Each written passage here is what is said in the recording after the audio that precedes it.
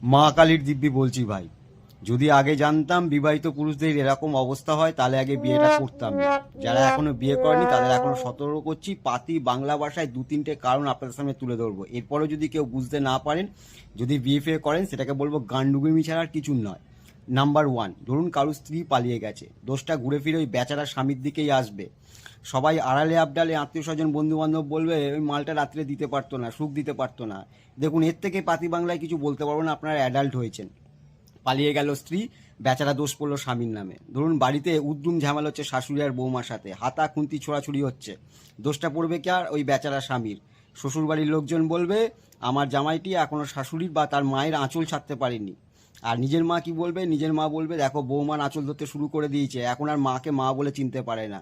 তাহলে ঘুরে ফিরে নিজেরা মারপিট করলো, ঘুরে ফিরে দোষ পড়ে গেল কিন্তু স্বামী নামক বেচারার দিকে। এই দুটো উদাহরণ থেকেই কিন্তু স্পষ্ট আপনারা কি করবেন আর না করবেন। তাহলে আর একটা লাস্ট উদাহরণটা দিয়ে দিই। ধরুন ছুটির দিন আপনি বাড়িতে বসে আছেন, ভাবলেন একটু রেস্ট নেবেন, একটু আরাম করবেন, করতে পারবেন না ভাই।